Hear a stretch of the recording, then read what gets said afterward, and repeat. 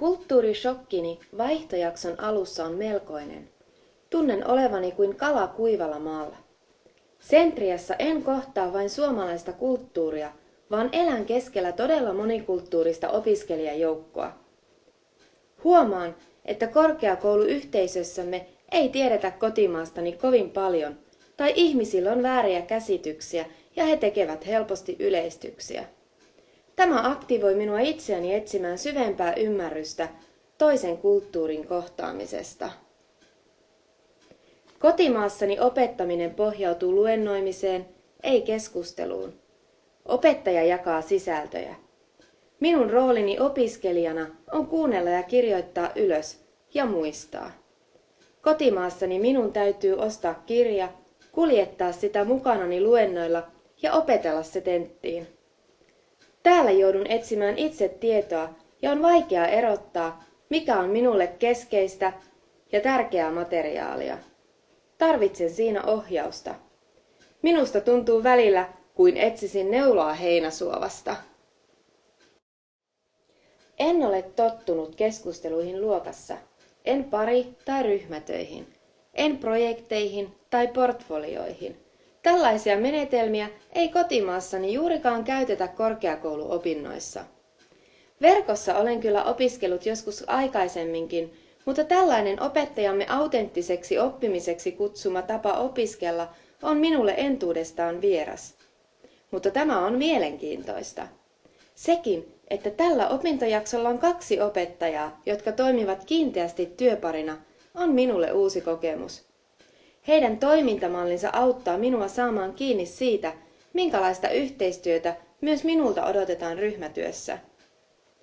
Kursseilla kotimaassani luennoilla edetään nopeasti, eikä ole aikaa pysähtyä ja miettiä sisältöjä ja asioita tunnilla. Täällä minulla on yleensä tarpeeksi aikaa tehdä oppimistehtäviä, vaikkapa kirjoittaa portfoliota tunnilla.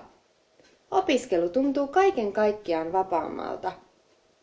Olen tottunut tekemään tarkasti määriteltyjä ja pieniä oppimistehtäviä. En ole oppinut tekemään itsenäisiä valintoja.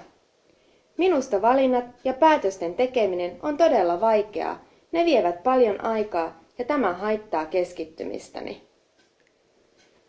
Tällä opintojaksolla minun piti tehdä melko laaja kehittämistehtävä parina tai pienryhmänä.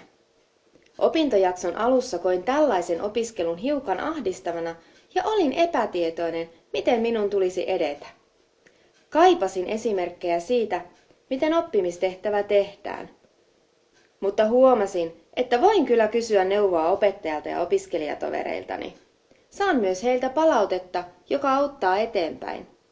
Toiset opiskelijat auttavat oppimistani, varsinkin heidän mielekarttansa opiskeltavasta ilmiöstä auttoivat minua ymmärtämään opittavaa asiaa.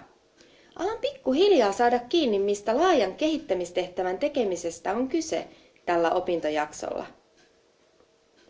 Meillä luokat ovat täyteen ahdettuja ja on mahdotonta keskustella opettajan kanssa.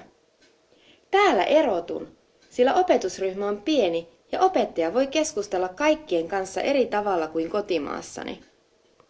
Ilmapiiri on luokassa erilainen kuin kotimaassani, koska opettaja on avoin ja ystävällinen ja yleensä opiskelijat ovat aktiivisia. Meillä ihmiset eivät paljoa puhu vieraalle itsestään, eivätkä henkilökohtaisista asioistaan. Täällä opiskelijat voivat myös kommentoida siihen, mitä opettaja sanoo. Meillä se ei ole mahdollista. Kotimaassani kilpaileminen on kovaa opiskelussa. Toisaalta emme kilpaile toisiamme vastaan, vaan parhaista opiskelupaikoista. Koska opiskelijaryhmät ovat suuria, ei meillä ole ryhmätöitä. Olen siis tottunut tekemään yksilötehtäviä.